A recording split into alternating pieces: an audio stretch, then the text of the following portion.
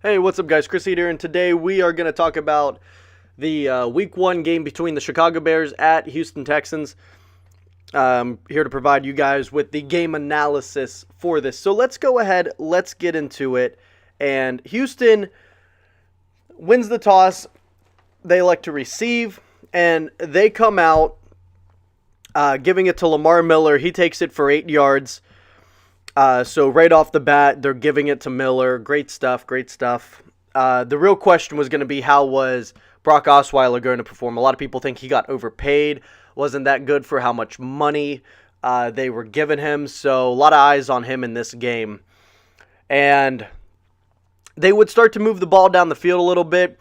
Their drive would get cut off short, where Osweiler had a pass intended for DeAndre Hopkins. It was intercepted by Porter. And just sums up the Texans' first drive. So Chicago with a huge chance to capitalize off the interception.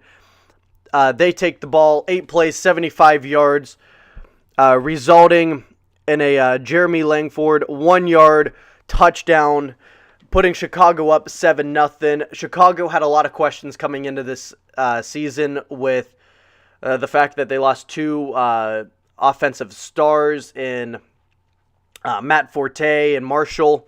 So Chicago, this opening drive looking pretty good. They were trying to set the tone for the game. Houston comes out. They go 3 and out. Chicago's defense making some good plays.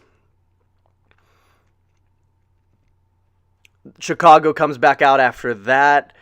4 plays, 9 yards, resulting in a turnover on downs. And Houston comes out with their third possession of the game. Lamar Miller would take it up for 4 yards, another 11 yards. He runs another 7 after that. This man was all over the field. Osweiler had a couple short passes. He found Anderson for 12 yards. And this drive would result in a Nick Novak 28-yard field goal, putting Houston in this game now. They got their first points on the board. Couldn't talk there for a second. But yeah, Houston goes up. Or not Houston goes up, but Houston puts themselves in this game. Chicago still up 7-3. After that, Chicago comes out, 6 plays, 13 yards. They have to punt it away. Houston responds with another impressive drive. Osweiler had a couple short passes. They got Lamar Miller involved yet again. He found Hopkins for 9 yards. Lamar had a 6-yard run on a 2nd and 7. On a 3rd and 1, Porsche would go up for 2 yards. And on Chicago's 23rd, Osweiler found Hopkins for 23 yards in the end zone, giving Houston the 10-7 lead. Now, how would Chicago respond? They go 4 plays, 20 yards, have to punt. Houston comes out 3 plays. They lose 2 yards. Osweiler got sacked for 7 on this drive. So they have to punt. Chicago, really impressive drive here. More so with just the events that happened. But Cutler opens up, scrambles for, he finds, no. He scrambles and runs up the middle for 12 yards. This is late in the second quarter, too, right before halftime. But Cutler found Langford for 19 yards. There was offensive pass interference, so they brought it back 10 from the line of scrimmage. But right after that, Cutler finds Alshon Jeffrey for 54 yards. Hell of a catch.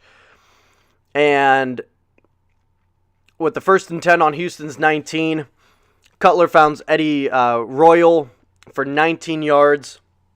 Extra points good. Chicago up 14-10 going into halftime. So Chicago gets the ball to start off the second half. How do they open up the third quarter? Well, on the second play, Jay Cutler had a pass intended for White. It was intercepted by Hall. And Houston takes immediate control here in the third quarter. Osweiler found Fuller for 20 yards. Hell of a way to start off this drive. All in all, it would result in a 4th and goal at Chicago's 10, and Nick Novak had the 28-yard field goal, putting Houston just a point away from Chicago. It's 14-13 now. Chicago, how do they respond? They go 3 and out.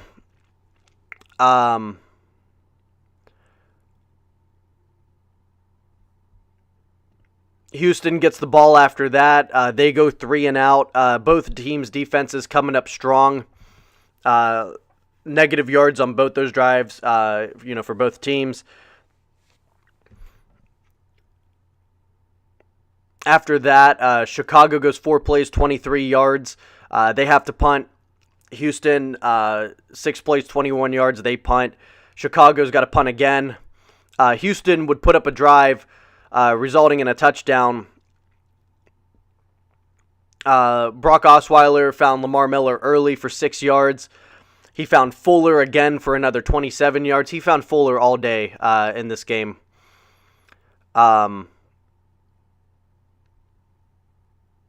After that, Osweiler again found Fuller, 18 yards for the touchdown. Extra point was good. Houston's up 20-14 at this point. Chicago, they punt on their next possession. They go 6 plays, 19 yards. Houston would put up another scoring drive. Lamar Miller had a run up for 6. Osweiler found Fuller again for another 35 yards. Chicago tried to challenge this, and I thought this was a weird challenge. I don't know why they did it. But, I mean, it was upheld. Fuller clearly caught it, maintained possession, was in bounds, and all of that stuff. After that, Lamar Miller had it for 4 yards. Osweiler, a couple incomplete passes. And they have to settle for the field goal, the 38-yard Nick Novak field goal. Chicago's up 23-14 at this point, and that's how it would remain for the rest of the game. Chicago goes 3 and out. Houston, 6 plays, 20 yards. They have to, punt, and then Chicago goes 8 plays, 24 yards, and result in a turnover on downs. Houston takes a knee to end the game. They win 23-14. Houston's defense really starting to get to Jay Cutler at the second half. First half, Chicago was looking okay. I thought they came out really impressive. That their drive and everything, their opening drive, they ran down the field.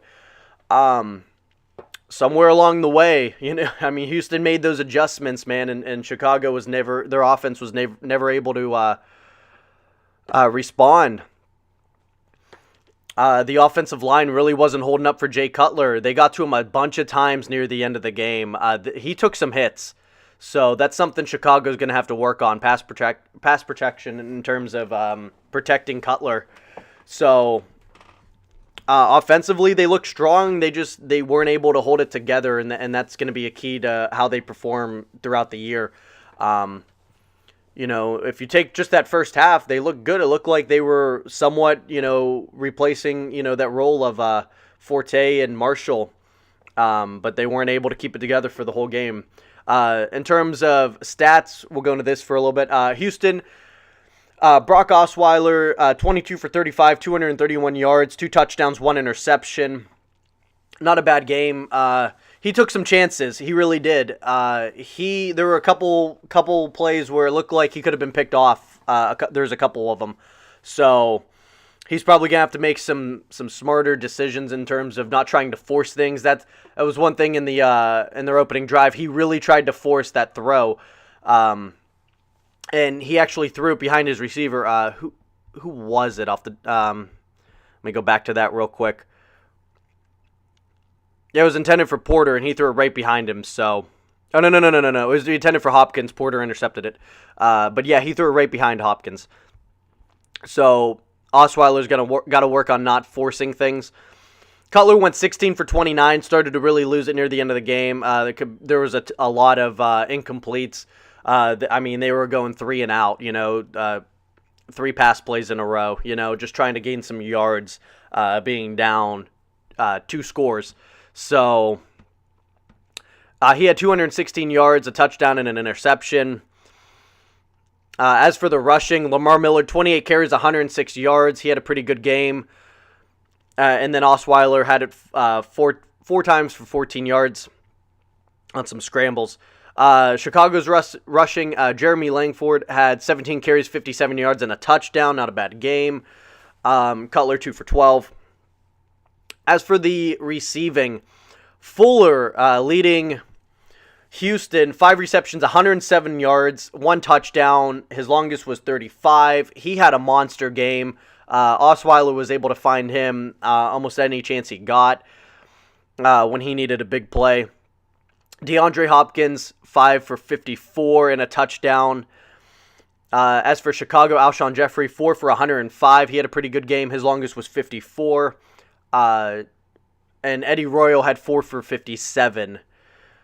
Lamar Miller did fumble at one point. Houston maintained it. He tried to cut up through the middle, and they just poked it out. So, just, Lamar Miller's got to tighten that up a little bit. It didn't really cost them anything. Jay Cutler had 2 fumbles. They didn't lose them, though. As for defense, Houston, John Simon had 5 solo tackles. He had a big hit on Jay Cutler near the end of the game. They were all over the field. He had 2 QB hits. Benardrick McKinney, 2 QB hits. He also had 2 solo tackles. Kareem Jackson had 4 solo tackles. Jonathan Joseph had 1 pass defense. Same with AJ Boye. I probably botched the hell out of that name. I'm not the best with names, guys. Andre Hall also had 1 pass defense. J.J. Watt, not really a whole lot in this game. He did have 3 QB hits, but it wasn't, all over the field, J.J. Watt. And for Chicago's defense, Gerald Freeman had 9 solo tackles. Whoa, what the heck happened? All right, there we go. Danny Trevathan had 7 solo tackles.